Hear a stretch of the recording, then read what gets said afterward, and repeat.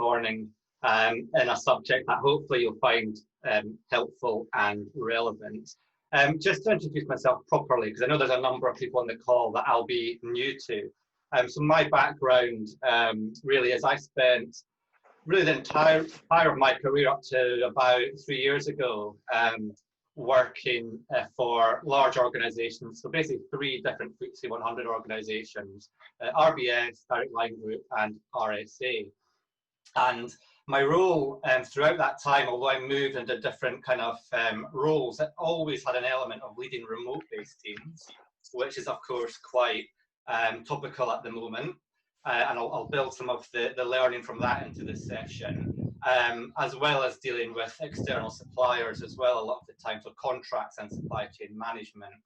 And about 3 years ago, I guess one of my big changes in my life actually is I went on a ski holiday, and as my wife reminds me, I always think I'm a better skier than I actually am, and I was skiing off-piste and managed to have a little bit of an accident, and that took a little bit of recuperating time from.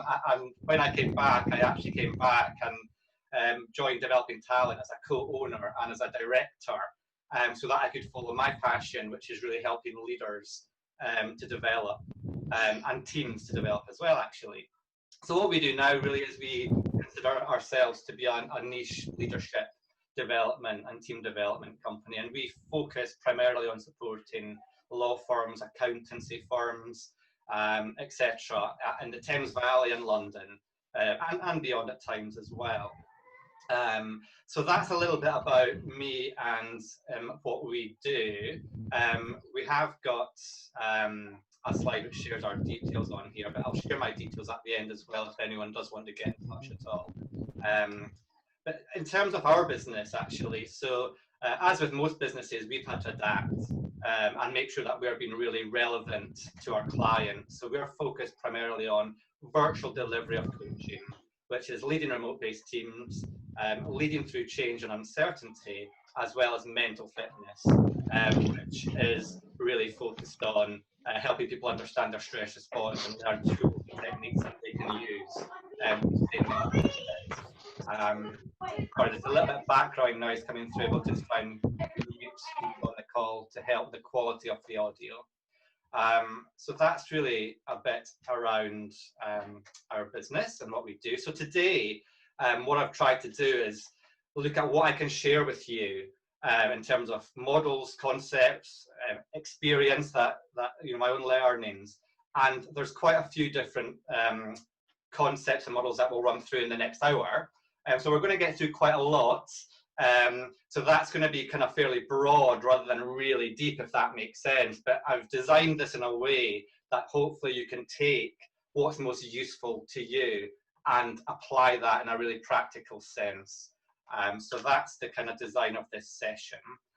And with that in mind, what we'll really be looking at is touching on the nature of change and in particular, how do we adapt as leaders during change? Bringing people with you through change. So that's a really key kind of skill, of course, for us all for the coming, month period of time, months. And we're going to look at specifically 2 behaviours that, in my view, are really critical, both for leading people that are working remotely, but also for leading people through change, and that's trust and accountability. And we'll get more into that, obviously, as we go through this session. As Billy alluded to, we'll look to make the session as interactive as possible. I don't want to be this just me talking to you for the next hour. So there'll be some points in time where we actually use Zoom's breakout room functionality just for short periods of time, or we'll do different things. But the chat box, which hopefully you know where the chat box is, that's what we'll use just to raise any questions or any comments that you might have as well. So that's the intention really of the session today, and the aims of this session. So I'll keep moving on then. So let's just look at that first point about change, the nature of change and leadership styles as well. And when I think about change, and when I think about, well, for me, the last 2 years in a sense, but more specifically during this pandemic, it really does feel like the analogy of a roller coaster works so well. And I know personally I've experienced some real kind of ups and downs over the last, 3 months or so. You know, whether that's how our businesses had to adapt, and we've had a pipeline of work that suddenly is changing, you know, or whether it's the fact that we've had to start homeschooling. We've got a 9-year-old daughter. And we've had some real ups in terms of the quality of time that we've had together as a family. And then we've had situations like last week where our school came to us and said there'll be no schooling until next September. And that's quite a challenge for anyone who's trying to have kids at home and homeschool. So lots of ups and downs. And so that's the analogy in my mind about my own experience with change. Although I think as well it's worth thinking about how are our teams experiencing change. You know, we can all be on the same sort of journey, but we can all experience it differently. I think change is a very personal experience. And so I'll share the next image with you, which I really kind of like this image, because it's 3 people on the same roller coaster ride, the same journey, if you like, but you can see that they're all experiencing it differently. And so if we were to try, which is one of our jobs as leaders, is sometimes to, through observation, to think what's going on here? How are people experiencing this situation? What are the clues for us about how they might be experiencing it? And so I've been looking at this, trying to work that out, and I've got my own sort of assumptions, and you'll have yours looking at this too. I'm going to name these people because I might come back to a couple of them in a short while, just to help bring situational leadership to life. And so when I look at the person at the back, the man, so I'm going to call him Carl. I'm looking at him and I'm thinking, he kind of looks a bit on the fence. He's not quite sure whether he's enjoying the ride or whether he's actually kind of feeling anxious and fearful or worried. I think he's kind of got a mixture of emotions, and it could maybe go a little bit either way. I think the lady on the front, I'm going to call her Jen. I think she has got a sort of inner confidence on this roller coaster because she's looking right at us. She's looking down the lens, isn't she, of the camera when her photo's taken. But she's also reaching across to her friend and offering support. You can see she's reaching up and holding her hand. So she's obviously got some strength about her to do that. And then we've got the lady on the left, which I'm going to call Hannah. And I think Hannah's clearly someone who's not really enjoying the ride and feeling quite anxious and fearful. So I think it's quite helpful for us to think about our own teams. Where are they on this journey of change, and what does that mean for us? And we're going to now, just because I think it's helpful to use the breakout rooms in Zoom. So just for 2 minutes, we'll put you in a breakout room with probably groups of 3, and just to connect and feel part of the call more broadly than just with myself and Billy. And what I'm going to ask you is just to share kind of where are you on the roller coaster of this pandemic? Where are you now? How have you been feeling about this change that you've been going through? So literally just 2 minutes to have a quick discussion and engage with someone else on the call, and then we'll pull you back in and we'll move on. So hopefully that was useful. Sorry, we're just waiting on 1 or 2 people, I see. Balancing technology. So, okay, I think that's everyone back in now. So, yeah, so hopefully that gave you a chance just to kind of share and actually meet someone else on the call, or another 2 people on the call, which is kind of quite nice. So, yeah, so that's kind of just helping us think about change. And I'm going to move on to why that's a useful exercise, or hopefully a useful exercise to do. And that's because understanding our own feelings and thoughts and emotions as we go through change as a leader kind of helps just us think about how are we approaching things, can we do things differently, as well as thinking about where our team in change. And I wanted to share with you this model. Some of you may have come across this before. It's one that's really time-served. It's called situational leadership. And what this model does is it looks at 2 dimensions of leadership in a way. One is how directive are we being as a leader, and one is how supportive are we being as a leader. And for example, I'll just kind of quickly run through. So if we look at the bottom box, which is directing, that's where we're being highly directive, but not as supportive. So that might be useful for a new starter, for example, who needs to be understanding very clearly what they need to be doing. On the other end of the spectrum is delegating, where actually that might be someone who's already really skilled and experienced at what they do. So they don't need a lot of support, they're motivated, they're self-leading probably, so they can be delegated to and will have confidence about how they're going to perform. With coaching and supporting, the difference between those two really is that coaching is still more hands-on. So it's still, we're actively developing and looking to develop that person. So the focus is on development. Whereas supporting, which is the top left, that's not so much about active development, but it is about supporting that person. And that's probably listening to them, being there for them, but we're not actively developing them. And I think in periods of change, what's really important, and the premise of this model actually says, we should be adapting our style to meet the situation and the needs of our team. So we need to think about that.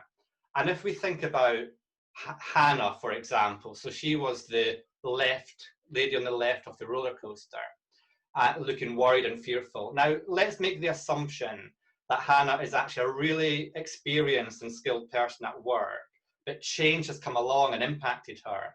So it might be that what she needs from us actually is 80% of our time supporting her, and perhaps 20% of our time using the directing style of leadership, because it might be that she actually needs to be clear about what to do. She might not be in that position where she can work that through herself.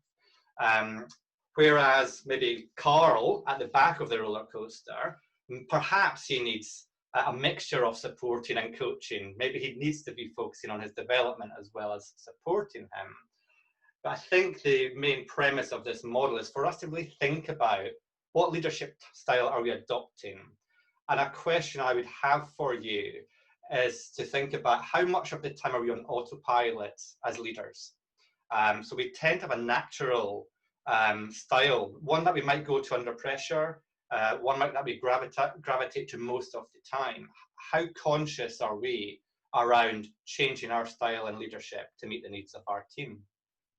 We're going to do a quick poll now, because I just want to share, let's just share that, and I'm going to ask you, what is your go-to style? What do you think your normal dominant style of leadership is? And so on the screen, you'll see that come up now, and you literally just select the style that you think best reflects your normal, if you like, leadership style. And I think that will be interesting just for us all to see that mix.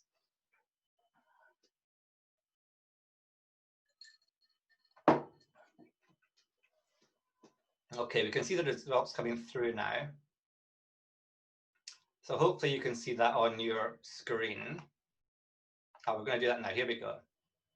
So actually, we've got a real mix within this group of people on this call, which is interesting. So the supporting one is the most dominant one. And that could be because of the situation that we're in, or it may be that's your kind of normal one at most of the time. Coaching second, directing and delegating, which is quite helpful to see this. They tend to be, I suppose, at the extremes of leadership style. There's a place for them. So it's helpful to see actually how we're represented as a group with these styles. And so it's worth holding that in our minds as we continue through this, this session. So moving on then. So the next, I'll just share this briefly actually, because the concept is, as we are thinking about, as we continue through this change, continue through this pandemic, I think it is really natural that a lot of the time we've been supporting people, and quite rightly so. But over the coming months, as things begin to settle down, there's likely to be further change as businesses adapt over the coming 3-6 months of next year. And this model is one that I've found quite helpful because it helps me think about what path are people going down with change. So of course, as a leader, we're trying to encourage people and bring them with us on change. So branching off to the right is the path of commitment That's where they're seeing the positive nature of the change at work, and they're committed to it. Whereas if they branch off to the left-hand side, that's where they're beginning to feel threatened by change. That's where they're thinking, I'm going to do this because I have to do this. So that's called compliance. So this is commitment versus compliance. And the crucial phase, of course, is before this branches off in two different directions, you know, how we're engaging individuals and how we're managing them. And so when we go through the next model and the ones that will run through in the rest of the session, they're designed really to think about how do we build that relationship with people? How do we try to encourage people and have the right sort of behaviours ourselves as leaders that people will actually come with us on change, on the commitment path, which will obviously be based on their motivation and their performance as well. So let's move on to this model, which this is kind of quite a helpful kind of checklist, if you like, for leaders, because it's based upon some research that was done by a chap called David Rock, and he worked with a number of neuroscientists. He termed the phrase neuroleadership, actually, which is based upon understanding how people are impacted at work psychologically. So, for example, they've defined 5 key areas that influence our behaviour at work. And it's all based upon the premise of threat and reward. So they probably speak largely for themselves, but if I feel that my status is impacted, how valued I am at work, I'm going to get a real sense of threat from that, and that will really impact me and how I perform and how engaged I feel. If I'm uncertain about my future, if I don't feel I can influence work, you know, or the change at work, if I don't have choices, if I don't feel part of the team, you know, and if I don't feel I'm fairly treated, are the 5 kind of key domains.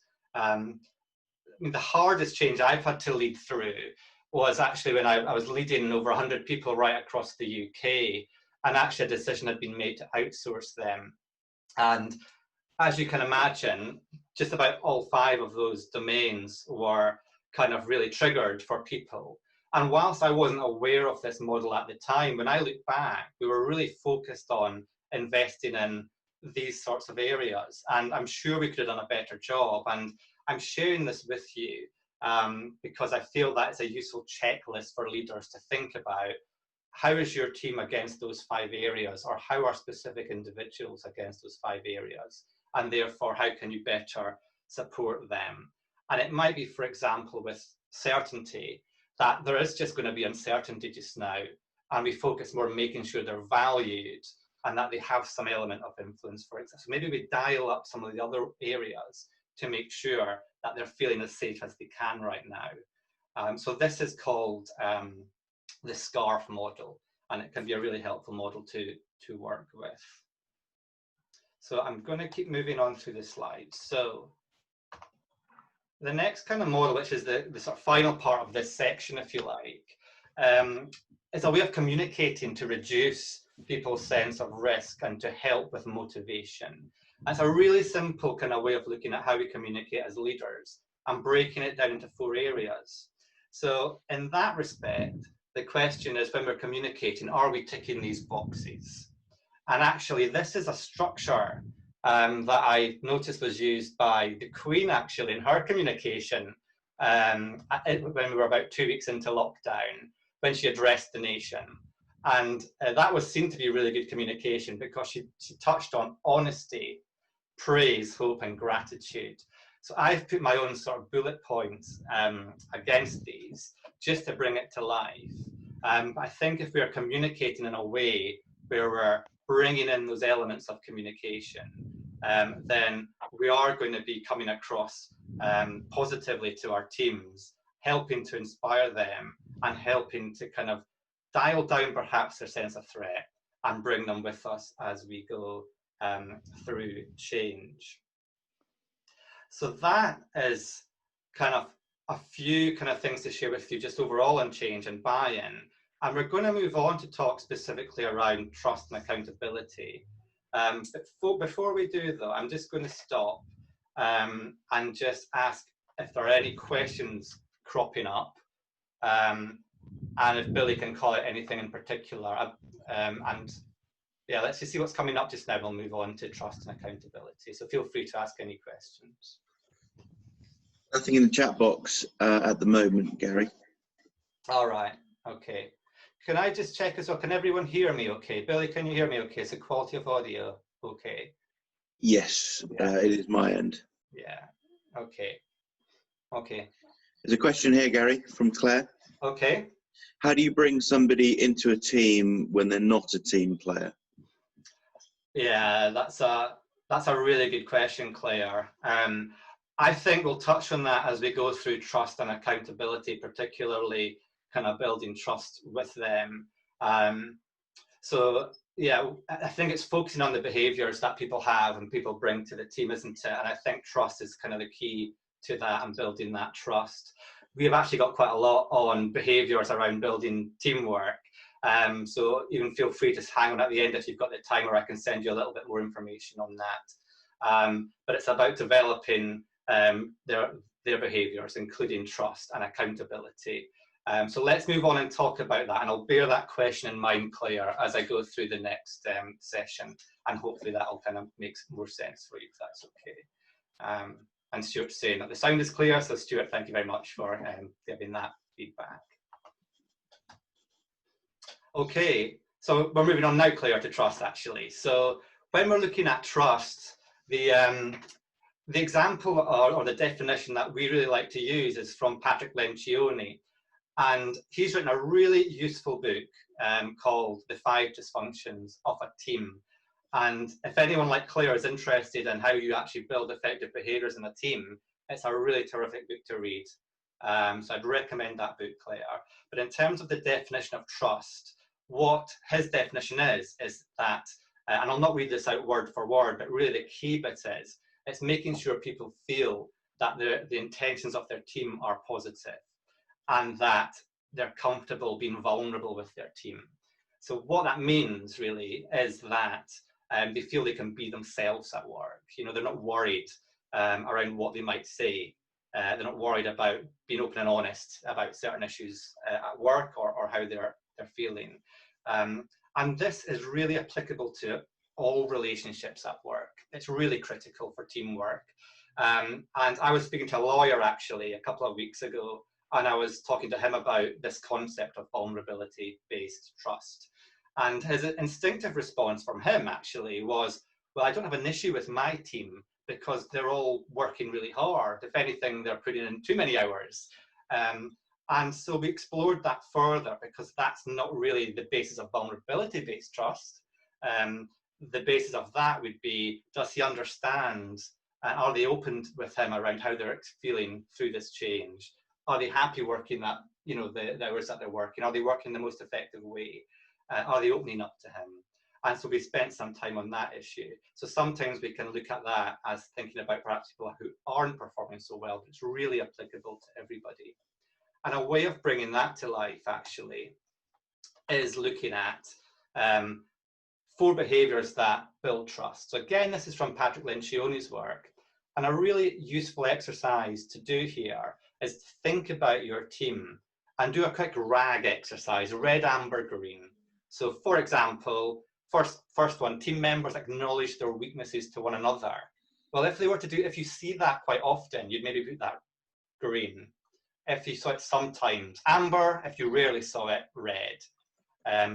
Do they willingly apologize to one another? Are they unguarded and genuine with one another?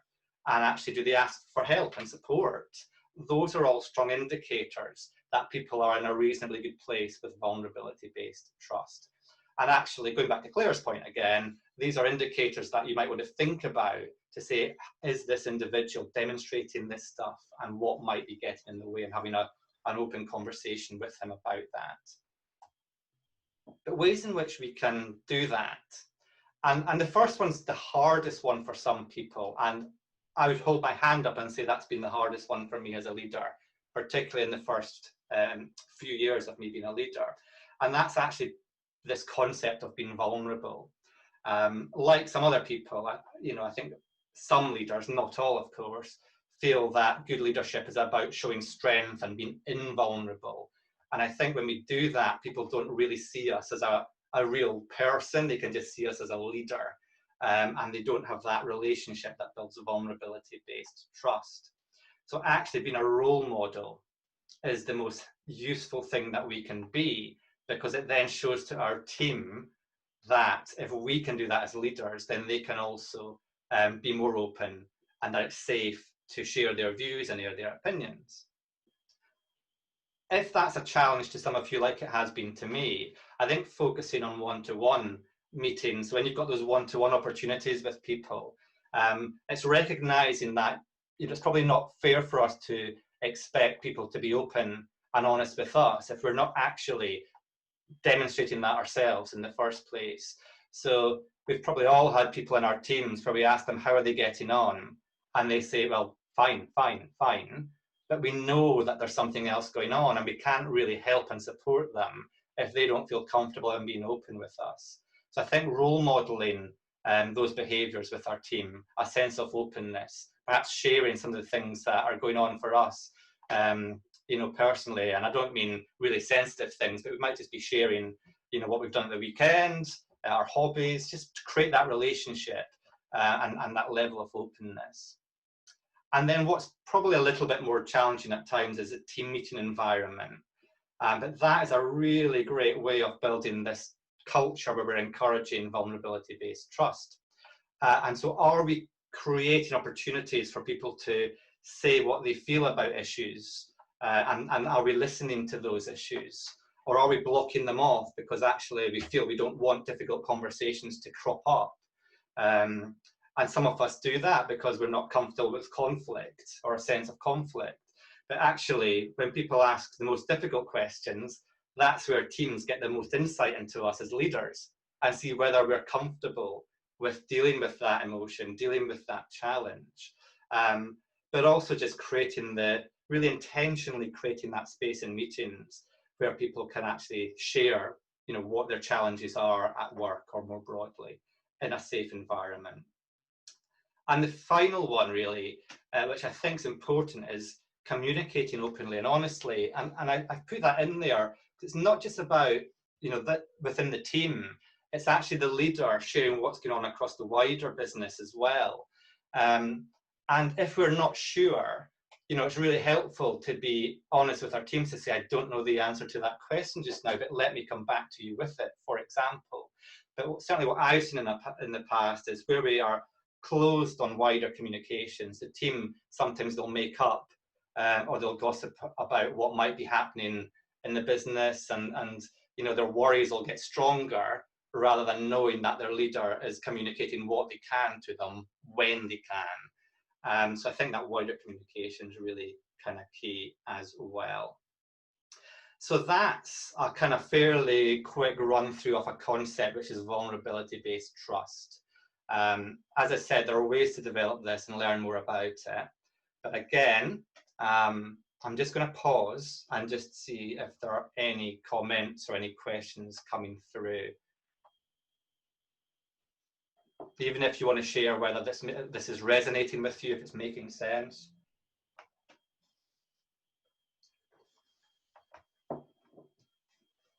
Okay.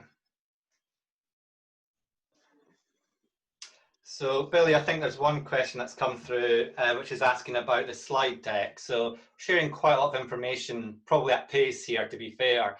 And yes, we will share the slide deck with people after the call, and it is being recorded as well. I think we've actually had is it Danny? I saw someone else join the call, so welcome, Danny. Just join with us as best you can. It's been recorded, so you can watch some of this back afterwards. And yeah, I hope you find it interesting.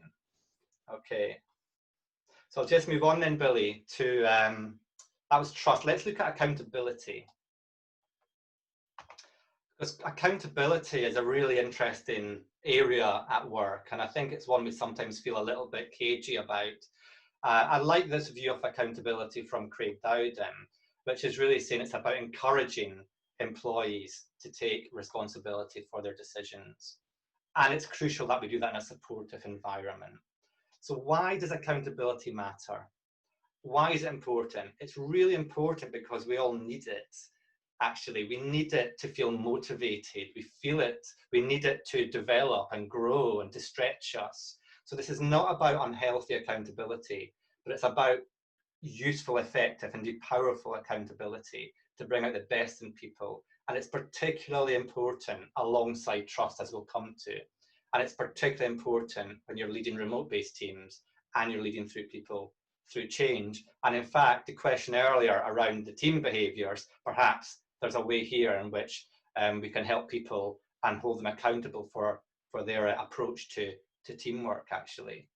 So let's move on. So for me, the starting point with accountability is, are we clear on what it is, which we've just talked through, but are we clear about the relationship between the leader and the employee?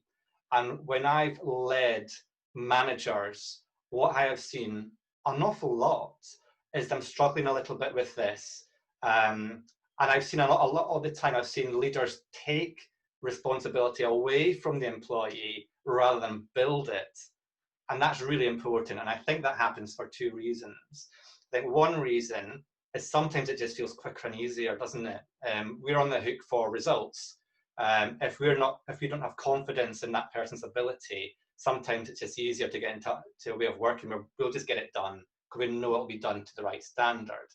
And I think the second reason, though, is that we're perhaps not clear about this boundary, or we're maybe not clear on how to develop accountability. And so I think it's really important for us to be aware that actually, primarily accountability sits with the employee. That's okay and it's right. Ultimately, as the leader, we do have accountability for the whole team's performance, of course we do, but there is a responsibility on the individual to feel accountable for their performance and their results at work. So how do we do that? So coaching questions can be really powerful in helping to achieve that. And so I put down a selection of questions here. And really from the point of view that let's just say you've got a weekly catch up with somebody, because that's normally the routine of working, but you can adapt this to however you're working with people. It could be daily, weekly, monthly, or somewhere in between. And if we're sitting down with somebody at the start of a week, for example, and we ask these questions, it's really going to help them think for themselves. It's going to help them develop. They're going to feel accountable. What's their intention this week? What do they want to achieve? That's them thinking about goals. How will they know when they've got there? How can they demonstrate that they've had a good week or a bad week, in other words? Excuse me. What might get in the way?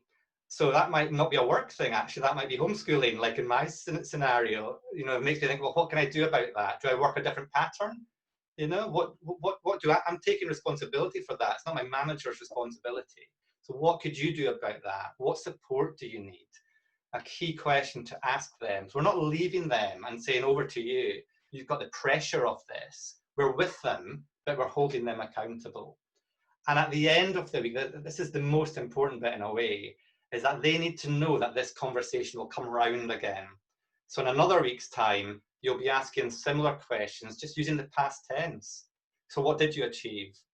You know, how did you work around that stuff? You know, what have you learned? What could you do differently? And all those questions really beautifully support somebody. So if you are performing well at work and your manager asks those questions, you're not threatened by them, actually. You feel supported because they're helping you think, they're helping you to develop. If you're getting into bad habits at work, perhaps you're actually got into a habit of not taking responsibility, maybe you're coasting, then yeah, you're going to feel a bit uncomfortable with these questions, but not in a way where there's kind of conflict or anything like that, because you can see that they're reasonable questions and they're supportive questions. So my encouragement certainly would be to look at these types of questions and build them into a conversation, but making sure that you're in a pattern of work, where a pattern of communication, if you like, where we're going back to that individual and saying, so what did you achieve? Remember that thing you said last week? How did you get on with that? What did you achieve? You know, and that's a really great way of developing individuals. So I'm going to move on actually, and we'll look at bringing trust and accountability together and why that's important too. And then we'll kind of pause for questions as we're getting towards the end of the session. So this is just it's a model that kind of I've developed actually during lockdown to help the clients that I'm working with, because I've seen this dynamic with the changes that we're going through. And so I'm looking at trust and accountability. So for example, if you've developed high trust, vulnerability-based trust and high accountability, then you're likely to feel challenged, but you're also likely to feel that you're being supported, you're supportive to your line manager, you're likely to be experiencing good growth. So you're going to be performing, you're going to be productive. If you've got high trust and low accountability, then the risk there is that you're going to be feeling quite comfortable. So the trust is there, you've got a good relationship, but the accountability is low. So you're probably feeling pretty comfortable, maybe moderately engaged, you're not being stretched. You might have low motivation though as well. If you've got high accountability and low trust, I think that's probably the most risky place for someone to be. And that's why it's red, top left. And that's because if we're putting accountability on people, even in the way that I've described, but we're not developing that kind of trust with one another, we've not got that relationship, that's when we're going to be probably having clashes, and probably somebody's going to feel that there might be some conflict there. They might feel defensive, or they'll likely feel defensive. They might start showing a lack of respect to us as leaders and have low motivation. They might even be sabotaging us behind our backs in terms of what they're saying and how they're speaking to colleagues about the team. So that's not a good place to be. I think it's also the place of highest risk, particularly now in terms of people's well-being.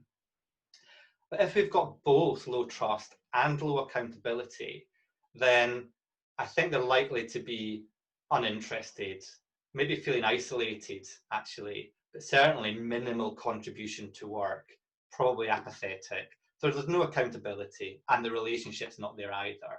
So they're likely to be feeling those emotions.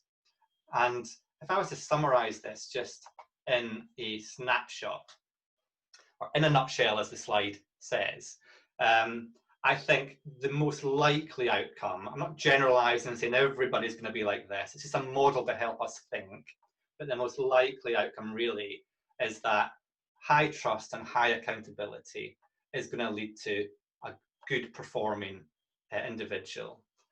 And the one that troubles me most really, I suppose, is low trust but high accountability, because I think that could lead to undermining behaviour at times from individuals. If there's high trust but low accountability, I think people are just going to be likely to be coasting. You know, there's an opportunity there as well. And it's likely if it's low on both accountability and trust, that people will be feeling disengaged. So that's a model that has been really helpful for some leaders that I've been working with this, particularly at this time. So have a think about how that might help you. One exercise you might want to do is actually, without overthinking it, just go with your gut. But where would you place the people on your team on this matrix? You know, and that will just get you thinking about, do I need to spend a little bit more time thinking about that relationship and looking at how it can build that vulnerability-based trust? Or actually, do I need to think about how I can support them by improving accountability and really helping their motivation, stretch them and develop them as we go through the coming months? But really important that we think about trust and accountability and balance from that point of view. So we're nearly getting towards the end of our time. I know I've shared quite a lot with you there. I'm just going to see, are there any questions that are coming up really around trust and accountability? Hopefully it's kind of making sense to you. Are there any particular questions that anyone wants to ask at this point in time?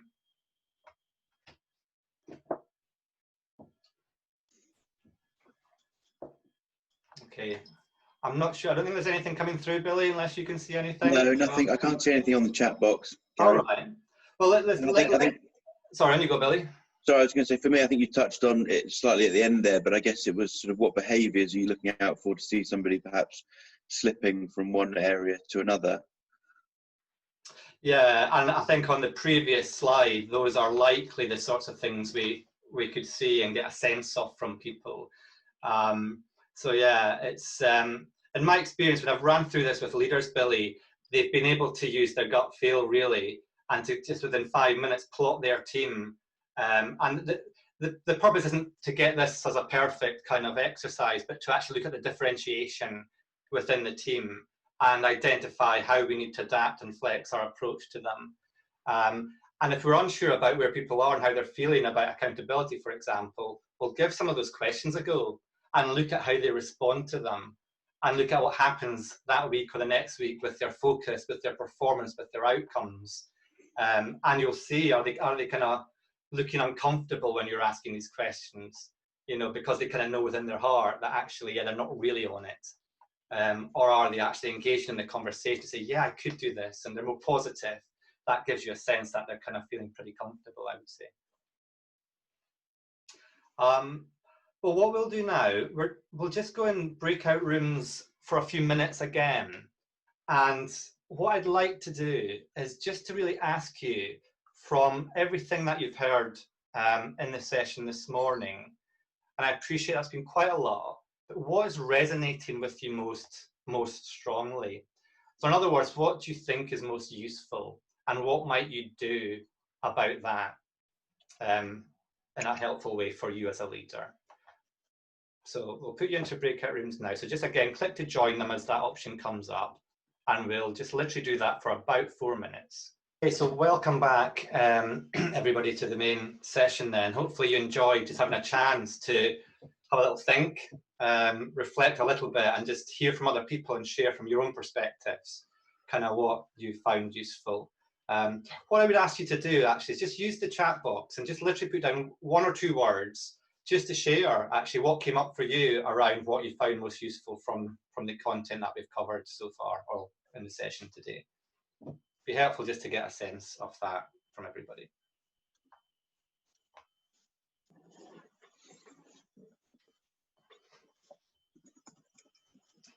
Literally just 1 or 2 words. I'll just give you a chance to do that.